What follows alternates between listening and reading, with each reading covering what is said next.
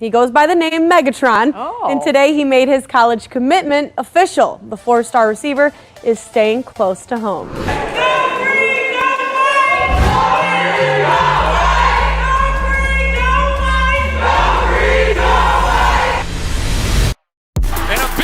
Start the second half. Nick Marsh, the highest rated recruit in the class.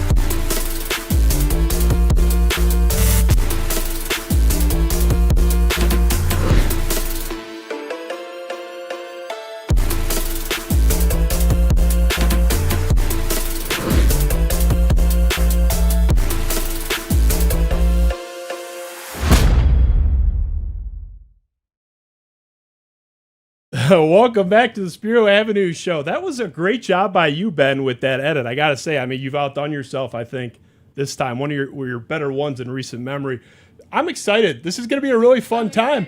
Definitely. That's a dope edit. He's the man. All credit to him. All I said was make a cool intro. So I can't take any credit, not even a little bit for that. That's 100% the man behind the curtain. Super cool intro. Well, super cool guest, so it's very fitting. We have a celebrity and her son here. No. Yeah, definitely the celebrity over there. Yeah. That's the famous guy. Well, that's that. It's debatable. I think it might be about even. I mean, you should see the messages that I got when I announced it today because I kept it kind of secret. It was a little bit of a surprise until a few hours before.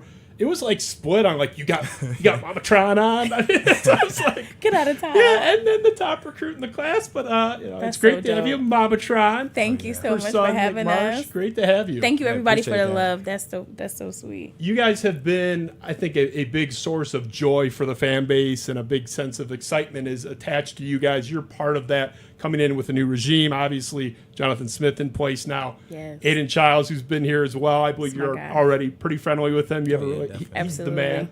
But you guys are a key part of it. I think you're a huge part of the pie with the excitement, and not just you, Nick. It really is your mom. Your mom is your mom is a rock star. I'm telling you, it was split down the middle.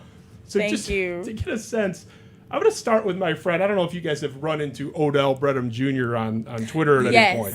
He's our biggest account, like objectively in terms of follower account. Absolutely. I'm trying to catch him, but it's a futile exercise. So, Ben, can you throw up what Odell said? I think this captures a little bit of the sense of where people are at with the excitement. So he goes, Nick Marsh is going to be an all-time favorite Spartan. That was about, 2 months ago? And then the MegaTron, the original MegaTron picture, Big Ten defense is trying to cover Nick Marsh the next 4 years, and he's lined up starting in the double team. So that is the sort of feel, I think, with you is the excitement and anticipation. You're a really fun highlight tape to watch. You're just you just got a fun game. Oh, yeah. There's other positions that are really important, but they're not maybe as aesthetically pleasing as what you put out there. So I'll start here. Ben, throw up what your coach said about you, Jonathan Smith. He was asked by Spartan Mag about, where you were at as a priority. He goes, my first day at Michigan State, I got on the road to meet Nick Marsh and his mom. Nick is a good young man. He's humble. When we met to talk about him, he talked about his teammates. He has loved Michigan State for a long time. Jonathan Smith, that was sort of stuck it out to me a little bit there. That he pointed out he was asking you about you, and you deflected to your teammates. What is your relationship like with Jonathan Smith, just in general? My relationship with Coach Smith is pretty good. He's a great guy. He cares a lot about family. Just being around him, he got great energy. Just all around a good guy. He cares a lot about the program and just the upbringing and just, trying to change everything. And it's been quite a success so far. So just keep trying to build on that. You were in a situation where you could have reneged on the commitment that you had, and nobody would have batted an eye because when a coach leaves, that's even the bitter old-fashioned people understand it's okay. But, you stayed, and you've mentioned in a few interviews it was largely about him making you feel important as a priority. Yeah. Is that accurate? Do you think that was the biggest reason you felt wanted by Michigan State? Yeah, definitely. The previous visits, just being up at Michigan State, the feeling never went away. So, I was like, just the coach being supportive on top of that, it makes it 10 times better. Did he have to sell you, MamaTron, a little bit? Was he, because he said he met you. You were not many people are like, oh yeah, I met him and his mom. That's you are uniquely tied. Like, was he kind of pitching you, or what was that like on your end? So I got a chance to talk to Coach Smith when he was gonna fly in. When he first was flying in, he was like, I'm going straight to the high school. He literally got there with Nick, called me, and it's not so much even he had to sell me. Coach Smith is who he says he is. He's straight to business. And not just that, but the part about Nick saying, like, family, he pitches family. You see he's a family man, and he made us feel like family. We are like family. So it wasn't a selling point. He came in and did exactly what he said he was going to do. He made Nick a priority day one, soon as he hopped right off the plane. So he was straight to business and got a great relationship now. And I know you guys, and you've talked about in interviews, a lot of your stuff with your family, it's a collaborative decision, and you said, you pray, you have a couple of sisters, right? Yeah, I have 3 sisters. 3 sisters, okay. Yep. So, I guess this could be a question for either of you. He makes it his priority to meet with you guys on that first day. It's like the first thing he does after saying hello to everybody in the office is to go see Nick Marsh. Where were you at before that? Was it kind of up in the air? Was that what clinched it? Were you 50-50 and, he came? Like, what if he didn't show up for a couple of days? Like, talk me through that a little bit. How important was that in terms of affirming your commitment to Michigan State just as a family, honestly? It just showed us, how much he cared about, just keeping the top recruit in the class. And just seeing how fast he jumped on it just was like, okay, well maybe, my heart's still here. And, maybe I can work with that. Just him showing how much he wanted me just, made me realize, okay, this is a place I want to be. So that was a critical visit by him. Yeah, definitely. Absolutely. Just being shown that he was still the main priority and keeping his word. That was like, okay, we can work with this. Because it was at first a feeling of unease, like we don't know what's about to happen, and that is one of the things that keep us together. We pray about everything. So before Coach Smith, we even knew he was coming. That was a prayer, and ultimately, it's a family decision, but also I have to let Nick make that choice because he has to throw the ball. He has to get the education. So we're going to be supportive no matter what, but praying first, and then he comes with the ultimate after we all sit down and had that conversation together. I mean, anyone that follows either of you on social media, I think, can understand why Jonathan Smith had that takeaway from his meeting with you of, man, this guy's loved the Michigan State for a while. That was part of the quote. So obviously this affection for Michigan State precedes Jonathan Smith's tenure and seems to not even be tethered to the coach, obviously, because the coach originally committed to left, and here you are. What is it about Michigan State? Why does Jonathan Smith say, man, this family loves Michigan State? What is it about MSU? I think it's just a brotherhood. Like, I don't really know how to explain it, to be honest. It's just a mutual feeling between everybody. We can just all get along together, build each other up. And, we just, every day we're striving for greatness. Like, during practices, during meetings, during, team activities, we just, feeling better and comfortable with each other, like, each and every day. So, just being able to build with, like, a group of guys, it's different, and, I don't think, a lot of people understand how that feeling is. And just to be able to, be somewhere where you're loved and, people love you and you love people is just, it's a different feeling. So I think, what was it? Georgia called you pretty early when it became apparent your school was going in a transition at their head coaching position. At the time, their season wasn't over, but they're 2-time national champions and at the time chasing a third. Michigan State wasn't having a great season. Was there a little part of you, I know other schools were calling you too, you had a lot of options. Yeah. But like even just with Georgia, was that a 1% of you that was like, oh man, we got to take this call? Like what were you thinking then? To be honest with you, I was ready to jump on it. I'm like, let me get in contact with the coaches, let's build this relationship. Georgia is a big school, so, that was definitely an option for me. And, I was looking forward to, connecting a little bit more, but it just didn't get the same energy as State, so it never got past that point right there. Did you feel, MamaTron, Michigan State stood out from an energy standpoint? Absolutely, from day one. We got to shout out the whole fan base. It's nothing like it. I don't think it'll ever be anything to compare it. Like the love alone from them. Like this whole process from high school over to college is so hard. And what people don't see is the behind the scenes, the decision process, the the phone calls, the other school visits, and I thank the entire Michigan State fan base because throughout that they still supported us. They still showed Nick love. And it's always been that way, even from visits. Everybody knows everybody. And we come from River Rouge, which is a tight-knit community. And Nick wanted to be somewhere that's just like that. And that's what Michigan State is for us. It's that tight-knit community. I can make a phone call or I can go up there. I know he's okay. And that's how I feel about all the other boys, too. So, yeah, that's what did it for us. And we're kind of on a run of people talking about that on the show. We just had, it was a couple weeks ago, I think, Ben, Frankie Fiddler, the top transfer for Michigan State basketball, who had options all over the place. He had a lot of offers transferring from Omaha. And he said basically the Michigan State fan base on Twitter is why he came. I mean, that was the question.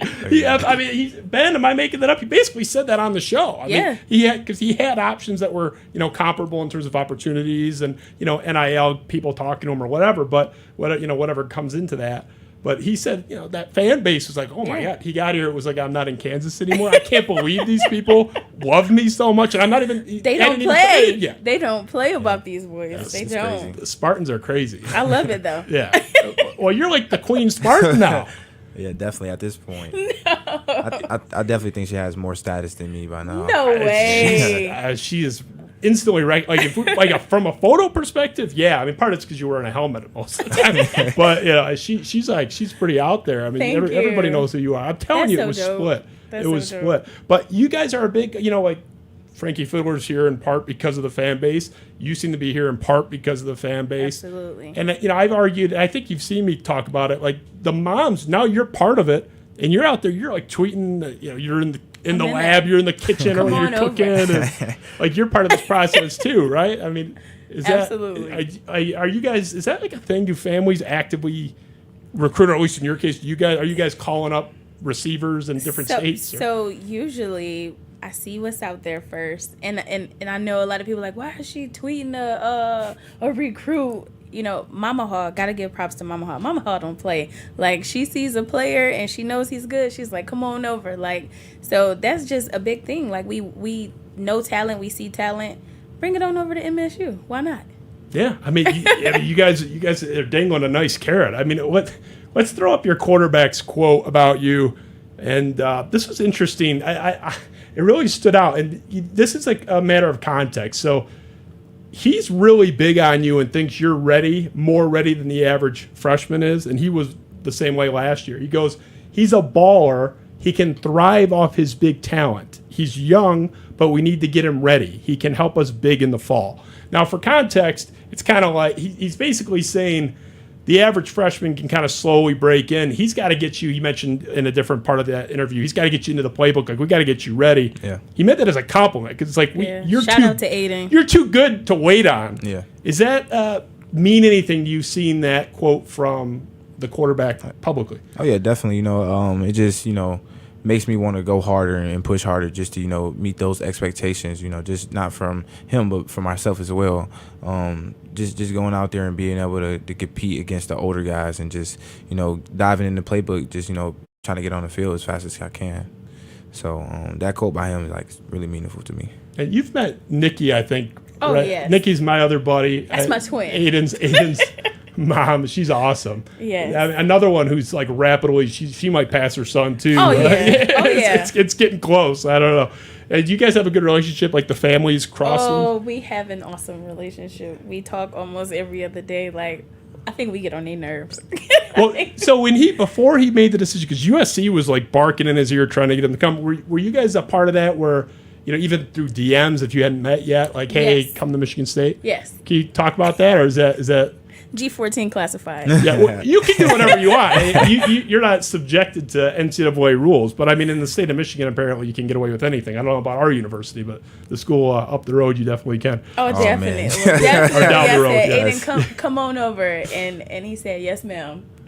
Yes, ma'am. It works for me. I'm really excited. I tweeted a while ago, like, this is the most excited I've been for a player since Charles Rogers, which was like over 20 years ago now. I'm dating myself now. But I'm really pumped for him, and he's big on your game, and I've heard he's really resonating up there. What's he like as a leader? Is he taking the team over, or what's that like? He's got everybody, man. It's how do I explain Aidan? He's just a great ball of energy. He comes Absolutely. around. Just walking around the field, dapping us up. He's always got a smile on his face. I think that picks the team up a little bit more. Even when we're conditioning, he's still smiling through it. So, I think that like rubs off on everybody else during those hard times. And I think he's going to be a great quarterback. Just seeing his skill in the pocket. The run game he's nice. Like throughout my whole career, I don't think I had a quarterback this good so far. It's another overall, level. Like an overall person, like he's a big ball of energy. Anytime I FaceTime Nick, he'll pop in the camera like, "Is that Mama?" Like, "Is that Mom?" Like, sweetheart, and comes from a great family. The whole family got great energy, so he was bound to be great. I haven't met his dad, but his mom. He's a lot like his mom. If anything, more reserved. Nikki's so gregarious. She's awesome. Yeah, She's I'm awesome. a big fan. And Nikki is a great dancer. She's teaching me. I can't testify to that. We were not playing. We were playing music, but she was not dancing. When she was here, we had a fun time with them. She's a blast. You could hang out with Nikki all night. I could have like just her, just like I could have just you. Yes. You guys are just the best. Us together. Oh, I don't know if I can handle that. I might need like a co-host for that one. They called me at the sushi bar one time, and I was like, oh man, just overwhelming.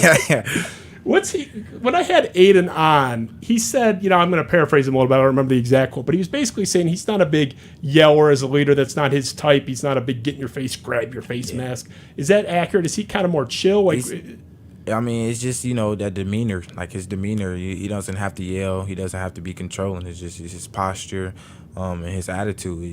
It takes a lot of guys, and it just leads them that way. So, he's not the yelling type of leader. Yeah, he seems pretty chill, and even just meeting him, he's a really laid back guy.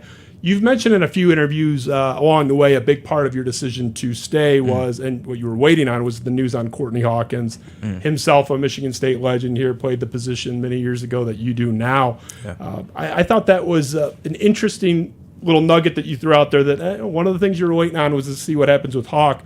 Hawk's a big fan of yours, and not just because maybe you helped him stay. He had great words to say about you. Ben, can you throw up the quote about Nick Marsh here? He goes, "Nick Marsh loves to be coached, which I absolutely love about him. It's one of the reasons when everything with Mel Tucker happened, I didn't stop chasing him.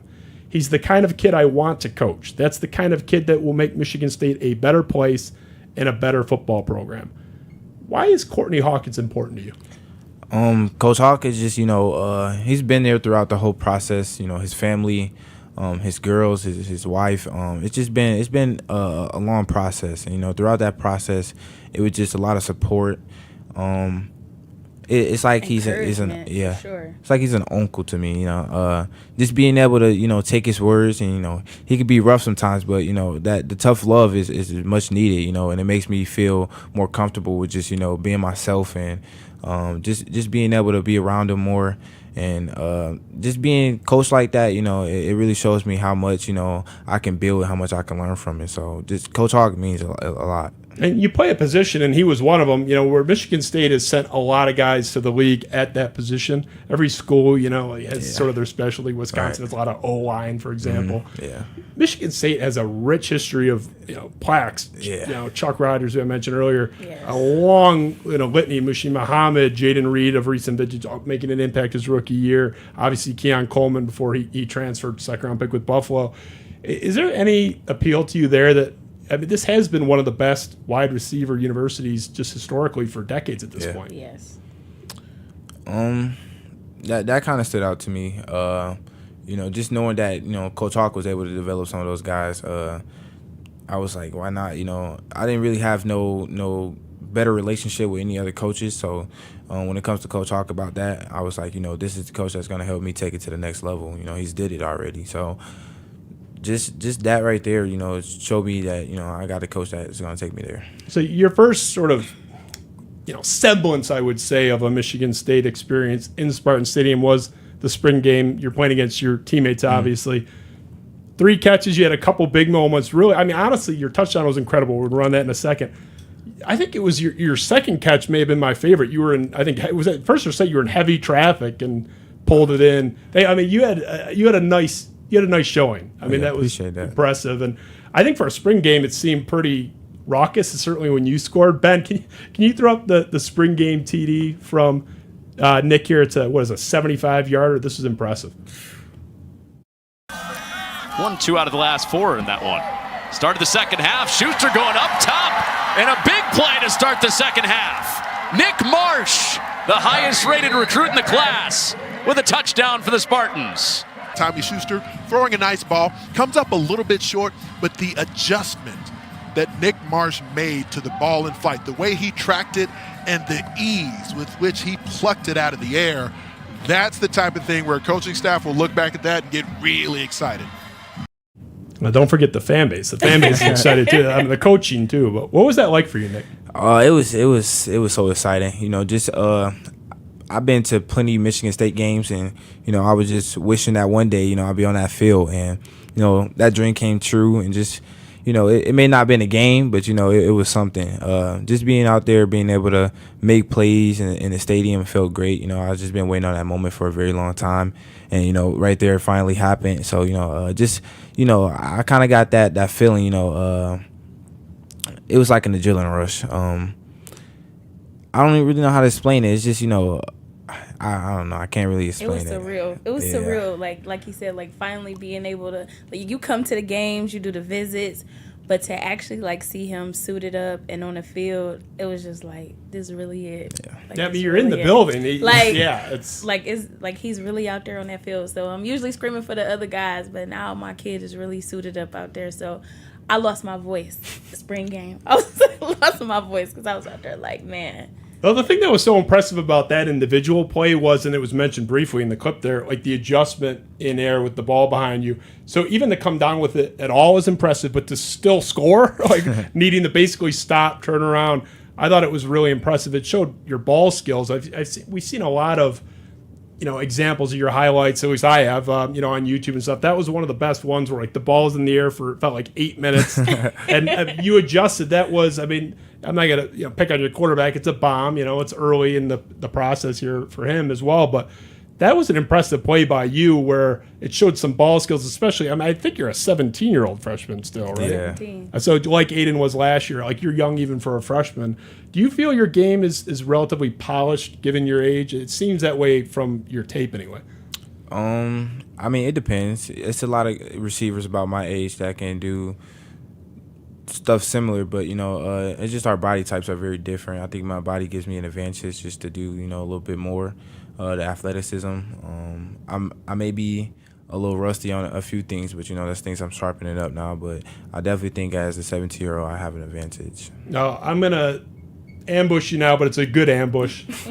I mentioned it to you before the show. The anonymous quote from one of your teammates on the other side of the ball, a defensive player, who originally let me use his name and then changed his mind. He's cool with the quote, but not his name being on there. He goes, "That boy is nasty. He's a problem to defend. He's young. You forget how young he is. Nick can just play. He'll make plays if you just put him out there. If he works hard like he's been doing, shit, man, shit." So, Well, I got a feeling I know who that is. I can't. I can ask him again after. He was cool with it at first, but anyway, what he's saying there, and you know, there was obviously a discussion beyond that quote. You know, we took kind of part of what he had said.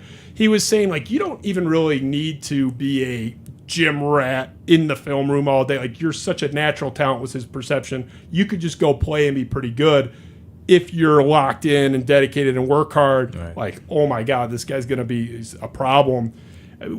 Is that something like do you consider yourself a craftsman? Are you going in there and saying like, I got to really study things? Are you just trying to keep your head on straight and not stop from spinning? Like, what's the experience like? How are you attacking becoming better as a young freshman? To be honest with you, my head is on the swivel, you know, about all the time. But, you know, I take my time here and there. I focus on the things that need to be focused on now in the present. You know, and the craft and the skill and all that, it comes along. So, you know, I just take it step by step. But I really focus on, you know, things that I need to work within myself. You know, I get with my position coach and just, you know, find those little things that I need to work on first, like such as mobility, you know, stretching, and just, you know, being a little more agile and, you know, doing the things that, you know, makes me better by little. So I work on those things, and then, you know, the stuff that comes after, you know, work on that.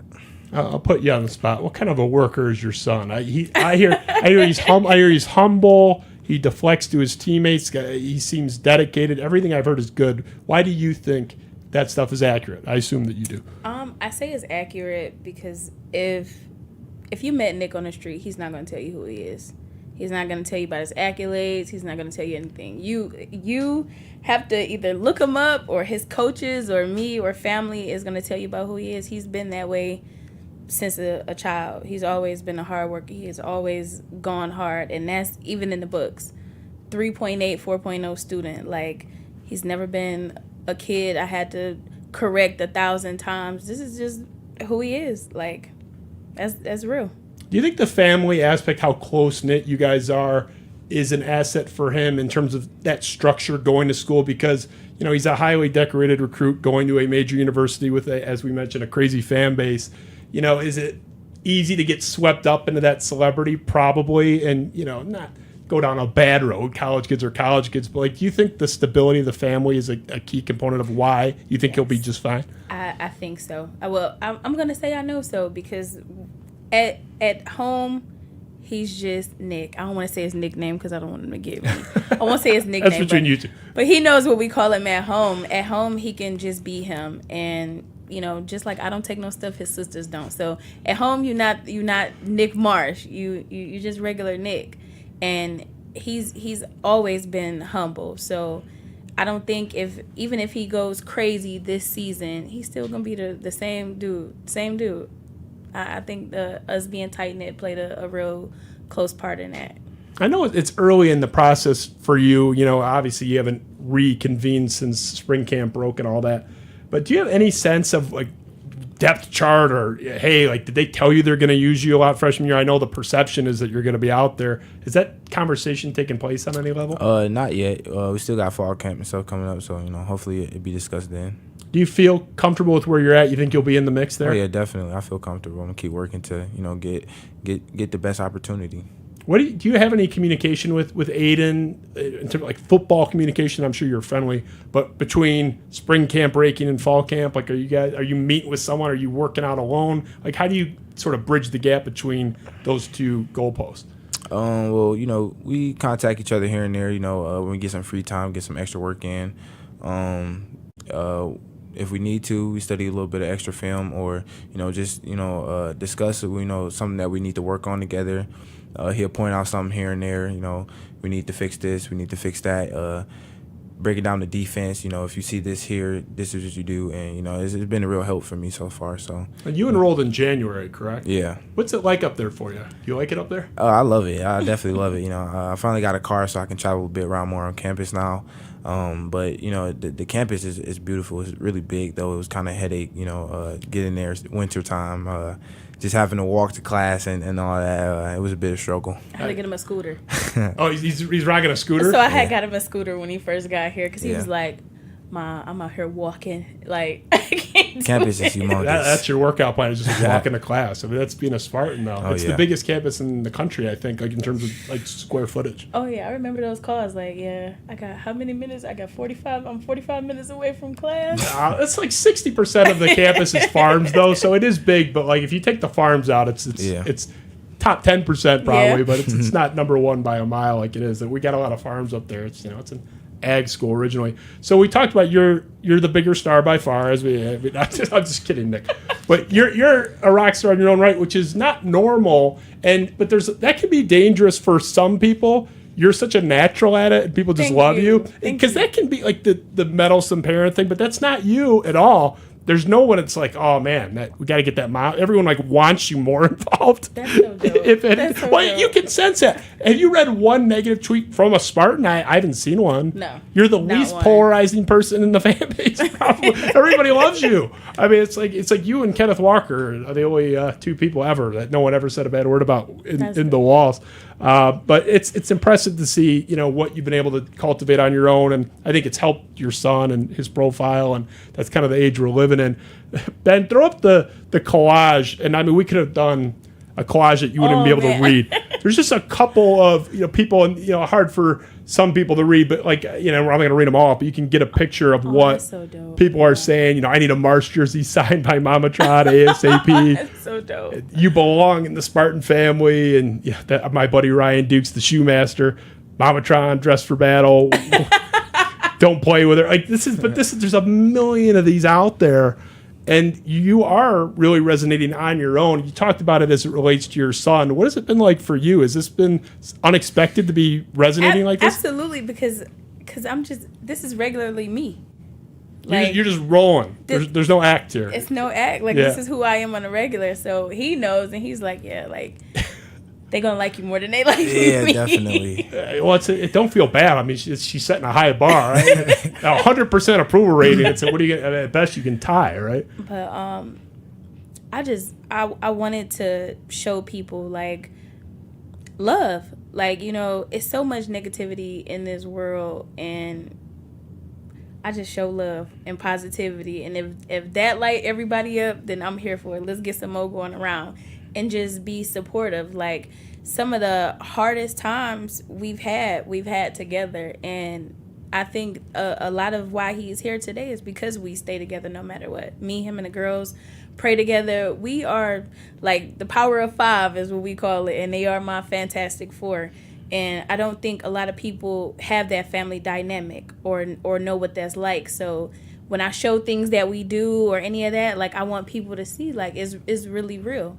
And it plays a big part in everything. Our life, his college life, and I even with all the boys on the team, those are my extra sons. So it's always a time, and just love and positivity, we spread it. What's it like for you, Nick, having your mom be out there, and is it kind of like, oh God, there she goes again, or you love it, or what's that like from your perspective? To be honest, we talking about 50-50 here. I don't think it's 50-50 at all. She came into the facility the other day, and everybody's like, MamaTron. I wanted to go get in the car. I was like, well, I'm gonna let you, talk to everybody. I want to talk to you, and I'm gonna go sit in the car and just wait for you to come back. But she's just a big ball of energy too. It's a lot of those. You just got a lot of big ball of energy people around, and they just. They spread that effect on people, and it's good to see. She is like a Twitter head. It's kind of crazy. I just every time I'm on Twitter or something, I see MamaTron. I'm like, look, MamaTron owns Twitter now. It's kind of crazy. Yeah, I was not gassing you up yet. Everything I said is true. I wasn't being nice. It's true. I mean, the proof's in the pudding. Just type in MamaTron in the Twitter search bar. Anyone can do your own research on this matter. You don't need to. I'm not gassing her up. She's a celebrity. It's crazy. I think it's great. I love early. It, though. I love our moms. We have great moms. Oh my God, we have the best. We have the best. Nobody else has that. I'm not seeing that in Michigan. I've my entire time on Twitter, I've never seen that dynamic. Mama Hall, Nikki, we've got so many, and they don't play about these boys. They don't play about this program, and we all love each other. We all communicate. Spartan moms rule. I don't know about any other school, but we're top tier. I haven't seen anything even close, honestly, at least in terms of the passion. I mean, they might beat us, on the court, on the field, on the rink here and there, but they're not beating us on Twitter. I mean, that's ever. We're undefeated on Twitter. Spartans were up. And you had an interesting quote, MamaTron, about Jonathan Smith, and I thought this was interesting. I wanted you to expand on it a little bit. Okay. There's a piece in there in particular I was really intrigued in. Ben, can you throw that up there? So this is you talking about, as told the Spartan Mag, talking about Jonathan Smith. You said, I am here for the hire. He has what it takes to shape things up and get the boys on the right track, making football again. Okay, here's what I'm going to ask you. There was a perception, fair or not, that it was too much, Lamborghinis, dogs, crazy goats on the field, all that stuff with the previous regime, and it's going back to more kind of old school. Was that what you were alluding to? That is definitely what I was alluding to, because it's so much controversy. It was no focus on the boys at all or football, and it got to a point where that's all I seen. But when Coach Smith came in, it just changed everything up, and we see the boys now. We see the workouts. We see the grit and the grind that they're going through to build this program back up. it's about football again. You go on Twitter, the algorithm, football. It's about our recruiting. It's about, the boys and their workouts. It's back to football. So it's a little more old school kind of meat and potatoes style. Absolutely. And I mean, obviously you had committed, as we talked about, your family making decisions collectively. It's Nick's final call, but you guys have these discussions. You did commit to the old regime at one point. And, so was the Lamborghini goats on the field stuff like even part of that? Like, is that something you liked at one point, or was that never relevant? So that was never relevant. I think that stuff's a little overrated. It is. So that wasn't important to you guys. That wasn't. And what a lot of people don't understand, because they think, Nick committed here and it's a bag. It was never about NIL or money for him. Because at the end of the day, you can have money and not be happy in your situation. You can not be happy with the program. You can not be happy with the team, the coach, all of that. So money was never a part of the situation, the glitz and the glam. Like, we're regular folks. Like, if they had a fishing pole and some tackle, they probably would have got him. But he'd have been sold on just that. Georgia has that in some form. I don't know if it's a literal fishing, tackle and all that. But they'd have had him on that, but it was the fit. It was, does this program fit him? Do they have what it takes to build him up to get to the next level? He wants to go to the NFL. How do they treat him as a person? How do they treat our family when we're here? Is it on the surface? Because I can tell you a lot of those places, it was surface. It was we got 4-star Nick Marsh here. And that's all it was. Here, he's not just 4-star Nick Marsh. If I'm a celebrity, you're including our entire family. So that was the base of our decision, not the glitz and the glam. We here for football. Yeah, I suspected that's what you were talking about there, but I had to ask you. It's interesting because, I didn't have a problem with the other stuff at the time, but I'm not young anymore. I don't know if people care, but it didn't seem to be that big of a deal. I mean, did you care about any of that stuff as the player? Not even it. I really just want to take care of my family. That's the only thing for me. Yeah, so it's just about the family and the football, basically. That's what the kind of common theme is. Back to the basics. You guys had a good appearance. I watched the entire thing at the time and I actually went back in preparation for tonight because it was a while ago. You appeared on the This Is Sparta podcast. Those guys have been in here on my show, Otis Wiley and Jason Strayhorn. I haven't met Jehu Kolkrick yet. Great Spartan, though. Shout out to This Is Sparta. Yeah, they do a great job. I'm going to play a clip from their show that you guys did with them. This is you talking with This Is Sparta. You're talking about the vision and the whole vibe at Michigan State generally, why you guys like it there. Ben, can you roll that, please, from the This Is Sparta show? For the people out there who, it's an NIL thing and it's a this and a that, they don't know him personally. And, a lot of people fuss about, why MSU and this and the program is going down. If you knew what my son brings individually and as a teammate, then you will know why we believe in MSU. You will know why we believe that this program is going to go to the top. If you don't know him and you don't know about him, then you can't see that vision. And we see that vision. So I'm going to support him. My family's going to support him in his decision that he's making to stay at MSU. Go green, period. First of all, that was fantastic. I said what I said. I'm gonna have to post that clip verbatim, and I'll credit the guys. Even though you were doing all the talking, they were like houseplants there. You did that was a home run. But I'm fascinated by an angle. You said people are in your ear, programs down, all this stuff. They don't see the vision on why we think this will work and why Michigan State will rebound. What is the vision? You didn't expand on it there. I'm hoping you'll do that a little bit here. What do you see that people in your ear saying, don't go to Michigan State, don't go there, they're struggling, whatever, don't see? Because they don't know him individually. And as we talked about earlier, like even like with Aidan, their spirits, their morals, their values, the type of young men that they are, they're already having other people believing back in this program and supporting it. The vision is to bring it back and give it back that feel that it once had, and get others, as you've seen with our recruits that are committing now, to coming back. The vision is going and getting that championship, building a better program and bringing everybody in. So it's a big vision. I think your son, Nick, you're arguably the most interesting freshmen in terms of, obviously Aidan is a sophomore transfer. You take freshman out of it, just addition to the team, a new guy to the team. Aidan's coming over as a transfer, obviously. A lot of guys have been retained. Not a lot of guys were committed to Michigan State as long as you were to the previous regime and with people in your ear with incredible options. I mean, Georgia alone, I didn't have to get into the rest. We'll talk about one of them later. But you could have gone anywhere. Michigan wanted you. What do you see? Do you agree with what your mom's saying about division? Like, why did you stay when you had so many great opportunities to leave and no one would have blamed you? To be honest, it's just my upbringing. I've been in a lot of situations where I didn't have a lot. So just seeing at a program that, didn't have a lot as well, it kind of reflected on me. And I was like, this is a place where I can grind, I can build, and we can make something happen. I'd rather start from the bottom and climb stairs instead of, just being at the top just to fall. I want to take my time, building, have a better base, a better support system. And, I definitely thought Michigan State was the place to do it. Was Michigan in play for you? I know they had offered you and they were never an option. Never even close. Why were they not close? It's just like it was one of those programs where, you started at the top, and I saw myself there for a minute, and I saw myself fall. So I was like, God gave me a sign, and I was like, I don't think this is a place for me.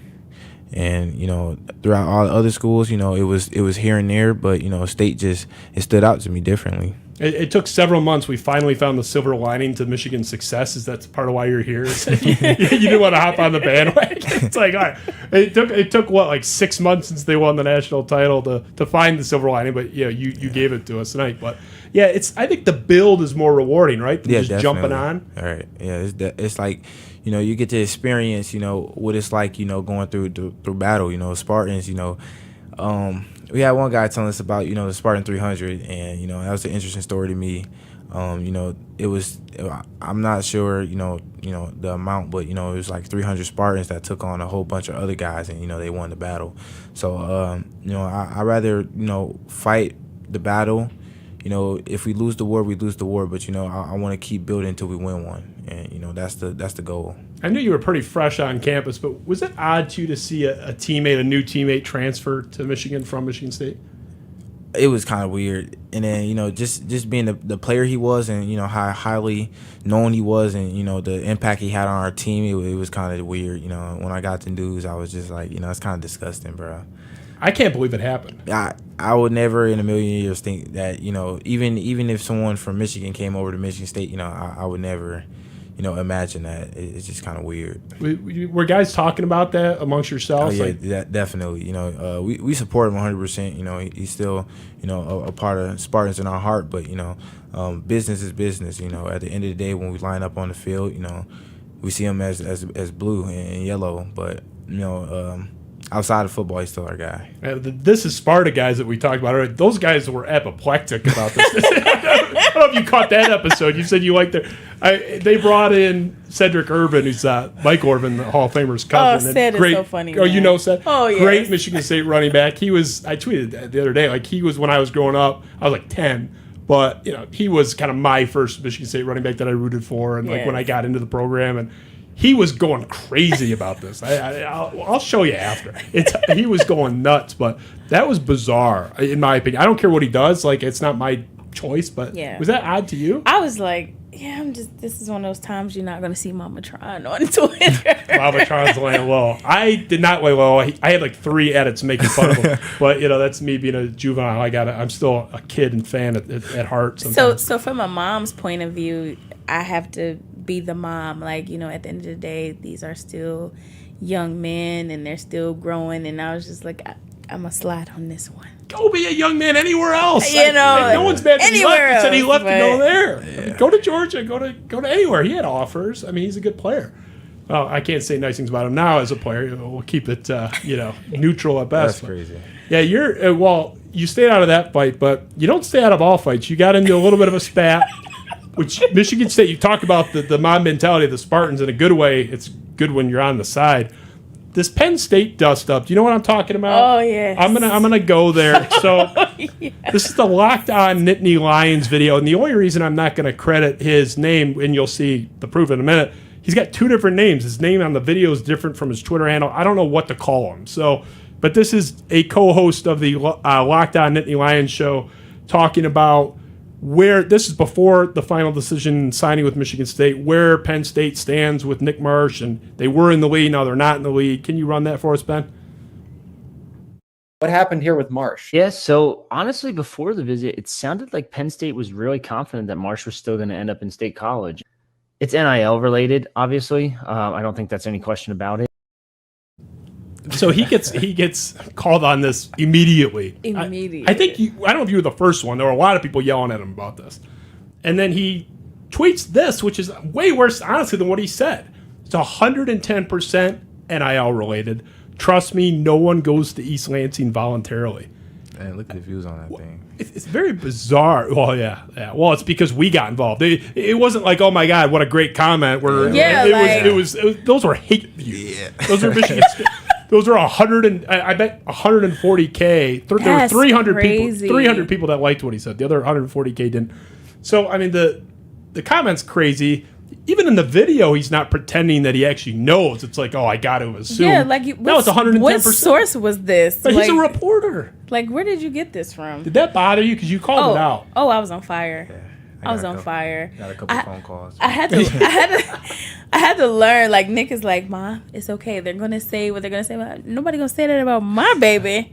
Like, yeah. Well, you expect kind of and I'm sure he is a fan too. Most of those, the lockdown guys, like Matt Sheehan's a good friend of mine. He's a fan, but he's a reporter. I think he's got like rivals in there. I'm pretty sure he's a reporter or was. And That's just bizarre. like, where did you get this information from? Like, you're 110% sure? Like, where? But even in the video, he was basically admitting he was not making it up, but speculating. Yeah. And then 5 minutes later on Twitter, he's 110%. And then he doubled down on it. I think later, like in the comments, like I was like, all right, let me get off Twitter because he was just like, he was talking crazy to me, and I was like, you know what? I'm gonna slide on this one. I mean, you guys have to deal with a lot of weird stuff like that outside, right? Man. Is that frustrating? Because you mentioned a little bit, I don't know if he's who you were alluding to in the clip we played earlier. You're saying, oh, NIL, bag this, bag that. Oh, it was coming from everywhere. Yeah, that's what I assumed. Does that bug you just at large? It does because, people feel like, because now how it is with NIL and all of that, they feel like, oh, you go here. They don't think you go there because he has a visit or an OV to these certain places. They think you just going wherever, like everybody just passing out money, which is not the case. But only people in the actual situation know that it's not always a bag or what they call it. You getting money, you going here for money. Like, so it got so, like during visits, it got so irritating. Now I've learned, like going through that actual process, you don't have to respond to everything because people are going to speculate and think what they're going to think. If we know what it is what it is. Well, it's bad for a reporter or anybody in media, even if it's sort of quasi-media, to say it. I understand fans. I'm not defending him, but fans generally becoming kind of jaded. But that's part of why your story's so appealing. You're counterculture to where we're at in college athletics, particularly football and basketball right now, where they're big revenue sports. I get why people are jaded. People are leaving constantly. Yeah. So that's why your story, to me, and I mentioned it earlier, really resonates with people. And I think that's why we were going to love you regardless. But the fact that you stuck, I mean, people are going to love you here forever because you stayed through that transition with a myriad of options to go out the door. But so I get why fans go there. Not defending him. That was just like egregious. Yes. Because he was reporting it as fact effectively. Yeah. But in general, I get why it's jaded, why people are jaded. But I think that's partly why you're a breath of fresh air in that regard. Was there any element of that, like in the landscape? I'm not going to ask you to like implicate a school or whatever, but were there people in your ear? Is that like overstated? Is it the wild, wild west, like with these NIL deals? It's the wild, wild west. It is kind of crazy. It is. Was your head spinning? Like who talks to you about that? Like you're not at the school yet, so you don't have any guidance, right? It's like a free for all. Yeah. So you have to. If you're my biggest thing, that's why we say we always pray, because if you don't move with the Holy Spirit and God, like you're tested throughout the whole time. And what a lot of people don't know is during visits, I was injured off work.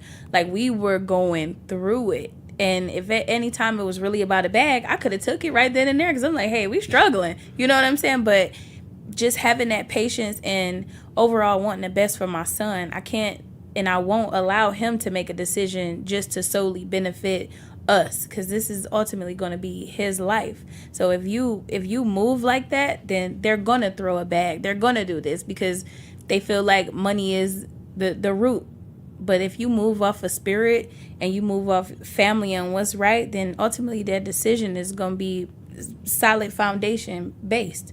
So yeah, it was a lot of that. Yeah, I believe it. It seems I hear stories. No one's recruiting me, and I'm not a recruiter, so I'm not involved. It got crazy. It sounds. I hear things, and it's usually about other places. I don't know, but I hear things. I'm not going to get myself. I'm not gonna say where, but we were going through a really, really hard time, and I got a phone call, and I went to Nick's room, and I remember I sat on his bed. I was like, man, I just got a phone call, and I'm telling him what it was about and how much it was. And he looked at me, and I looked at him, and I'm like, Mom, we going through it. I said, I know we going through it. I said, I know we going through it.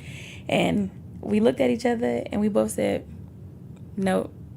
Hung up the phone. We both fell out on the bed laughing. Like, yeah, we just gonna keep going. You turned that down. Yeah. You couldn't even believe you turned it down. Oh man, that's the first time. The second time. I tell people this story a lot, and they was like, Nick, you a big dummy. I'm like, look, man, it's a long story. Yeah. It's obviously an amount. It was more than a pack of gum, I'm guessing. Were they surprised? We could have had a gum company. We could have had a gum company. The Nick Marsh, the MamaTron. Get Marsh candy. Some Marshies. Yeah, that's it. Yeah, we'll come up with something on the fly. Whoever it was, when you gave them the no, were they surprised? They were very surprised, and they kept trying. Does kept trying mean up the offer or just upped? So it got even higher than the thing gosh. that had you laying on the bed going, oh my God. We'll have you sitting there like, all right, son, like, you sure? We sure? Like, it had some times, but it was like our values and morals were more important. Because once people feel like they can buy you, they can do anything. And if we stay how we've been, the come up, it'll be slower, but it'll be so much more worth it and so much more earned. And I think a lot of people don't move like that. They just like, okay, if we get this bag now, we always call it, we don't call it the 4-year plan. We call it the 40-year plan. Yeah. The 40-year. Because his legacy will be from now till whenever. He'll be able to come back here and be a part of the community. He'll be able to come back here and get a job. He's going to be legendary. Can I ask one hint? Was it a Big Ten school? No. Okay. I'm just curious. Because that narrows down to like 28 now with the expansion. Not literally, but all right. I was just curious. I won't press any more on that. Maybe off camera. So we talked a little bit about like the Mel Tucker thing. Courtney Hawkins mentioned it in his quote about, through this entire process with Mel Tucker going through what he went through. He saw Courtney Hawkins did a lot of appeal in you with that, the connection to that all this turmoil is going on. He was going to keep coming after you. He didn't even know if he was going to be here, but for Michigan State, he's a good Spartan. He was admiring how you handled that, and you stayed steadfast and in communication and didn't get weird about it. That was a big point. I'm not going to do a Mel Tucker deep dive, but at one point he was your coach, waiting for you as soon as you graduated high school. Yeah. What was that like for you? And there's the picture you got. I think, was that on your visit there? Yeah, it was. I think that's. I don't know where. I don't know if that's like a green screen or if that's actually in East Lansing. Oh, no, it's crazy because that's real. like the actual. It's like the actual stadium. That's the actual stadium. I got to work with that photographer. That whole shoot was fire. It looks too good. That maybe almost looks like it has to be AI. But like you get the news, that he's. I'm sure you originally from the USA Today report that came out. And what was that like for you? Just finding it out. Was it unsettling? Like, what did you make of that? I don't know why, but for some reason it was embarrassing a little bit. Like, I got a lot of comments, a lot of messages like, Nick, this is your head coach. And, how do you feel about that? I'm like, well, we make mistakes here and there, but, Coach Tuck is a good guy overall. He may have slipped up here and there, but, like, that doesn't define and that doesn't define who he is. So, my perspective about Coach Tuck never changed. It was just an unfortunate situation. I was hoping that he kept his job and all, because I didn't know what would happen after that if he didn't. But you know, I was still, you know, praying for him and, you know, hoping that he got through it. Thank God he did, and you know, it was a bit of a setback, there. Did he let you guys down with that process? Yes. You felt let down by that? I did, because I think it was, were we here for a game? I think we were here for a game, and I think it might have been, I don't know, I can't remember the time frame, but we had just seen him, like, came down not to the field. It wasn't not too long after that, and I was just like, it's one of them things. You saw him after the news broke? No, before. Yeah, like, before. we were. Okay. Yeah, Right before. Right before. So In East Lansing? Yeah. Okay. Like, if I'm not the mistaken, field. it might have been after the OV, if I'm not mistaken. I think Was so. it? It was a He game. was gone 2 games in, and it was Central Michigan and Richmond. Those were his 2 games, and he gave his press conference after Richmond, and then it was like the next day. It was that Sunday. Mm-hmm. Yeah, I can't. So it was. The news broke. It was Sunday, and I was just like, "What on?" So you saw him the day it broke, because it came out like late Sunday night, if I recall. I think it was like 11 o'clock Sunday night. I think it was the day. Like, we saw him the day before. Before it all happened. I think like the next day we got back home. Yep, the next day we got back home. Yeah. So that's crazy. Yeah, You it shot, was. like less It than was 24 like hours, maybe. It was like my phone was going crazy, and I'm just like, this can't be like you see something and you're like, wait a minute, like how? And it just like, yeah, we were messed up. Like, I was like, Nick, I don't even want to get on Twitter. I don't even know what to say. Like, it put us back in a situation. But You're collateral damage, right? Yeah, because we pretty much had everything set in stone. Yeah. You know, we was ready, you know, to enroll, you know, just get to campus, you know, and spend time with the guys, and it just all shifted in a moment, and it was kind of crazy because, you know, like, after hearing that news, you just know, like, the program's not gonna be the same. So it was like another hit. Yeah, what's gonna happen? It was one of those moments. That uncertainty have you like, man. Just when we were like, okay, this is it, like. Yeah, I can't imagine. I mean, was anything like, and I won't press you too much on Tucker, but I'm just fascinated. Was there anything detectable, because you saw him maybe 24 hours before, less than that? Was there anything, did he seem off? No. Nothing. He seemed normal, jovial. No. Yeah. That's nothing was off, and that's what the shock was. Like, wait a minute, like, we were just slapping fives, man. Like, he's the best compartmentalizer of all time. Then, like, I don't know how you don't wear that on your face, and it's impressive, honestly. Had it not broke out like that, we would have never known. Yeah, it's wild. I know that the team at the time was blindsided by it, so they didn't seem to see anything. And we talked about it with Jordan Hall. Talked about him earlier, but yeah, it's just a bad situation, and I think the silver lining again is, it really speaks to your legacy. We've talked about that a lot, like the fact that you stayed in through that, and that's something, you know, Hawk acknowledged as well. And I love that Hawk was like, I don't even know if I'm going to be here, but I'm a Spartan, I'm an alum. Yep. I'm going hard, I'm not stopping. He not stopping, and he didn't. He called, checked in on Nick all the time. Like, Hawk is that guy. Like, he is truly that guy. I love him, love his family. Overall, family man, God-fearing. And he's a Spartan dog through and through. Like, yeah. I couldn't ask for a better situation. And their relationship, like Nick was saying, you go on these visits, you build relationships with these position coaches, with the head coaches.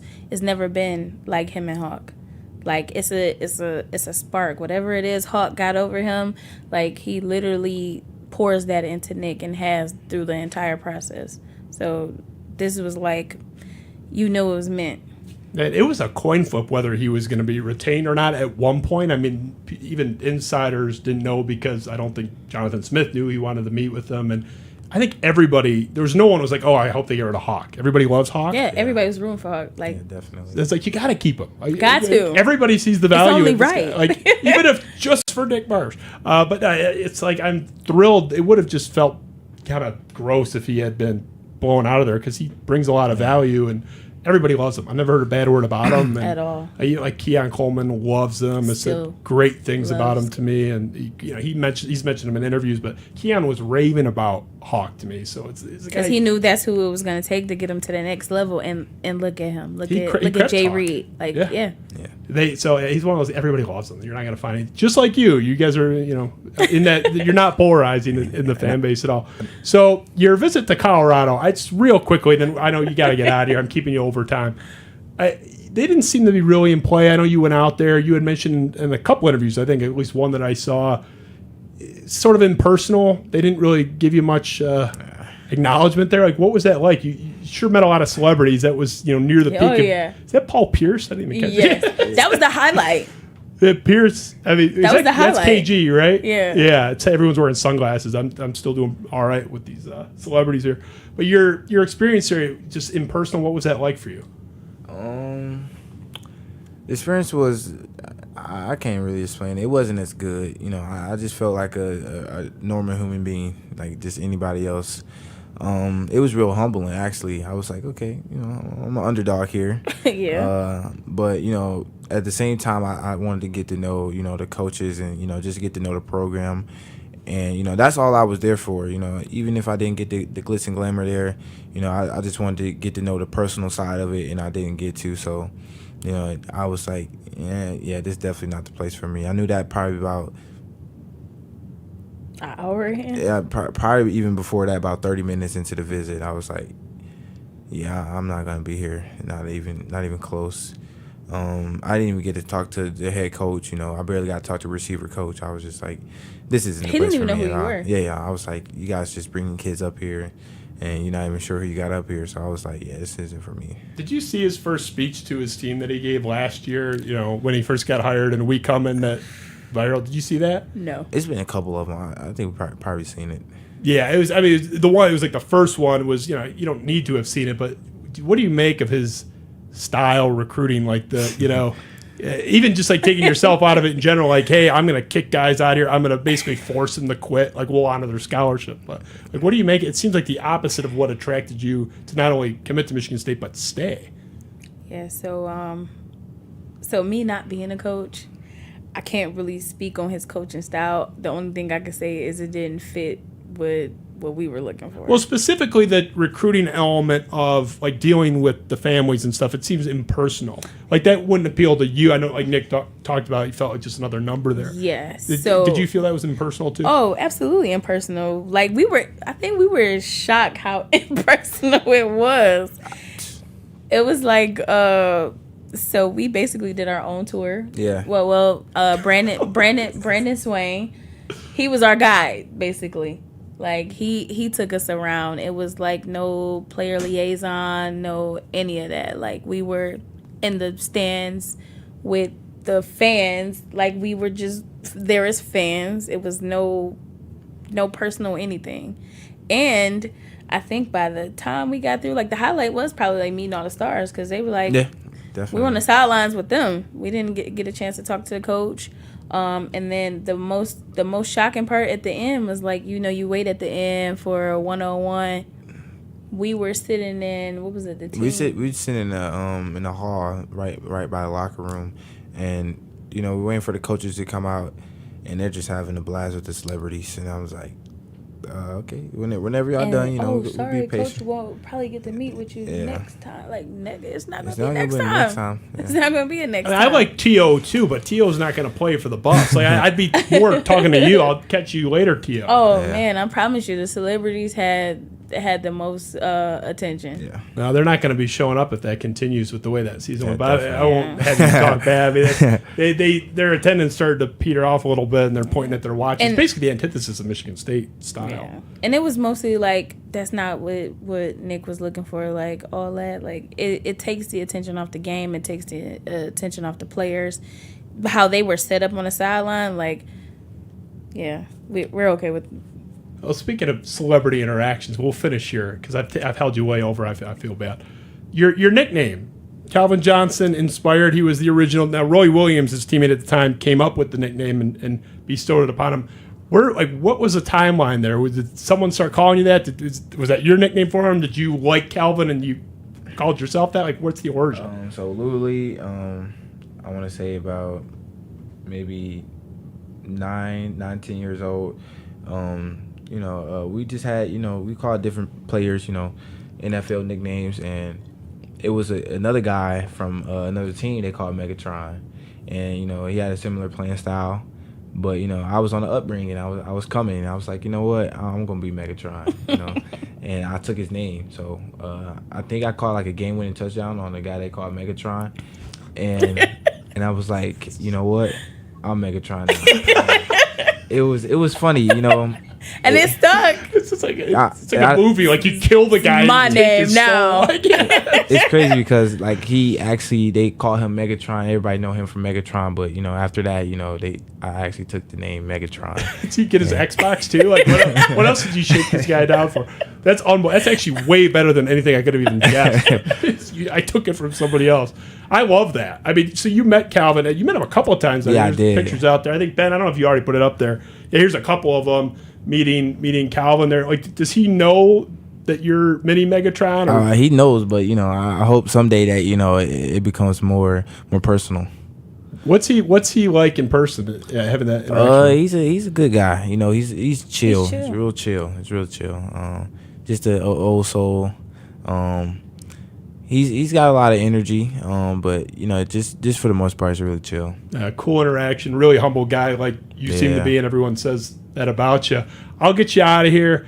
I know you guys say a lot of prayers as a family. I hope you pray for the health of the former Megatron whose name you stole. I don't know what he's doing. I hope he's okay after that demoralizing, humiliating back slap that you took his soul and his dignity in front of many people, I'm sure. But you guys were a delight to have. Thank you so much for having us. It's been fun. Long commute for both of you, so I apologize. I will buy you the most spectacular dinner. Is that a violation? I'll buy you the most spectacular dinner. I don't know. I got to check the rules. Darian Harris is going to be texting me. I'm just joking, but it was great to have you guys. I really appreciate it. Thank you for having us on. It's been fun. You guys are both great Spartans. Everybody loves both. Yeah, it's great to have you in Spartan Nation. You guys are leading the brigade, frankly. I might be a celebrity after this. I'm taking orders from you guys, especially you.